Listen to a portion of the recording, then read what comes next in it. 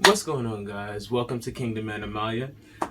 We are back again with another video, and today I will be introducing you to my new snake, as well as showing you how I set him up.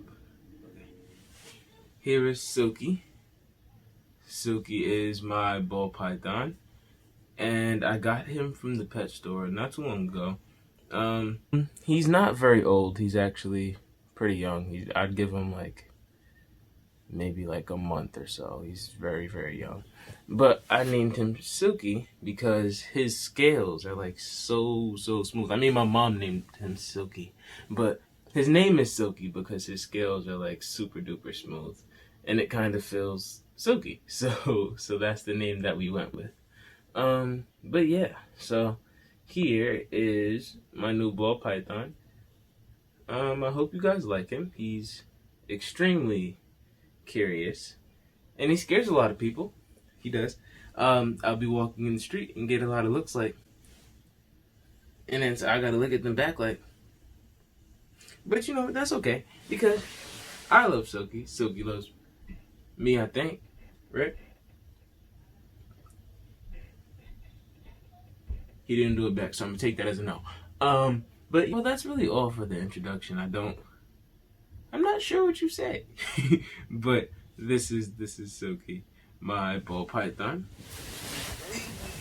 One more look at him before we go set him up.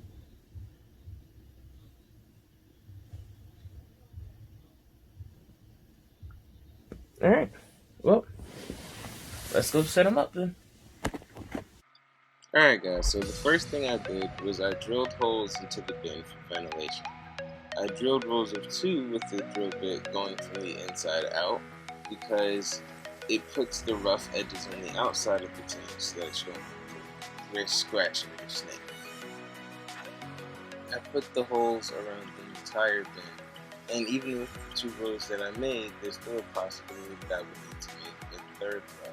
I mean, I did it, but if the humidity isn't right in your bin, you might need to make another row.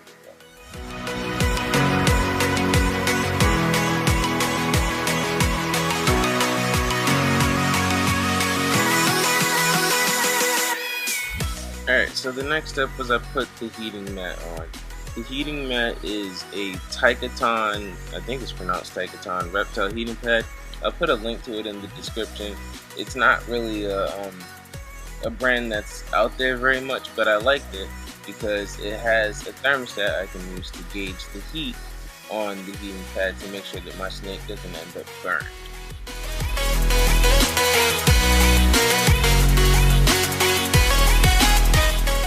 I intentionally messed up the adhesive that comes with the heating pad and duct taped it down because it allows just a little bit more ventilation between the heat pad and the bin or the tank that you use, which helps make sure that it doesn't get too hot and that it doesn't end up burning the bin or anything of that nature. Alright, here's where I put down my substrate of choice, which was paper towel. You could use other substrate, you can use towels, you can use newspaper, you can use aspen shavings, you can use eco earth. It's a matter of what you would like to use for the most part, as long as it's safe for your snake, because you'll be the one cleaning it up. Using paper towels makes it very simple because all you have to do is pick up the paper towels and replace them.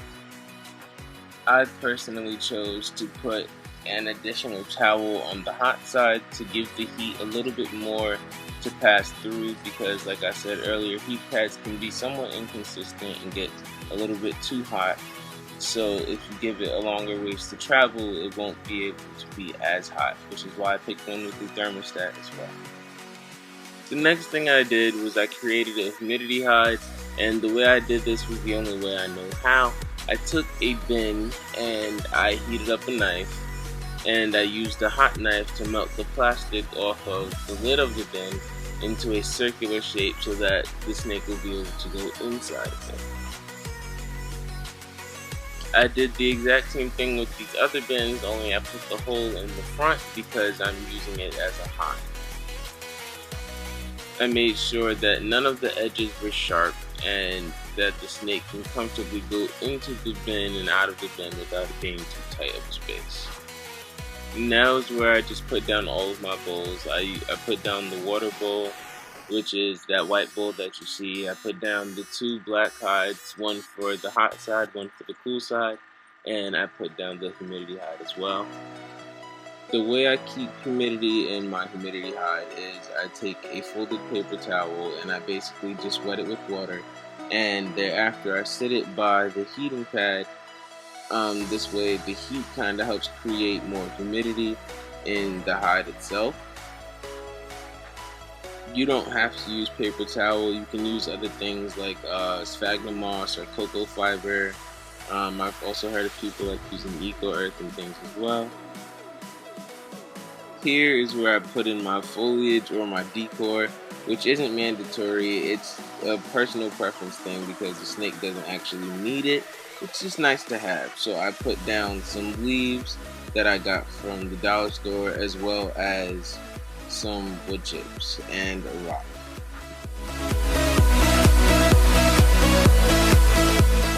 I also added a PVC pipe to give him something to climb on, which also is not mandatory. That's just something that I wanted to put in there. I filled up the water bowl, and then the only thing I had to do after that was put my snake in. So I put Silky in there and I let him do his thing, let him explore, so he can figure out what his new home is like. And just to be clear, no, I did not spill any water. You did.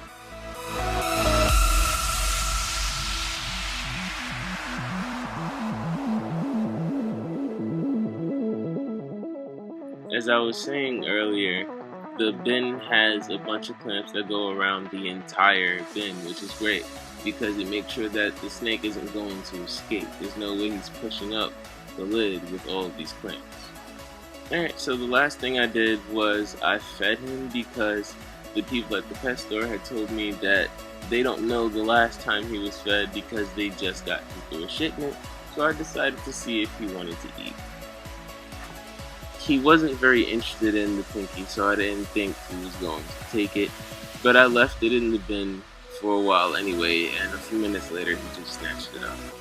And now you get to watch him eat.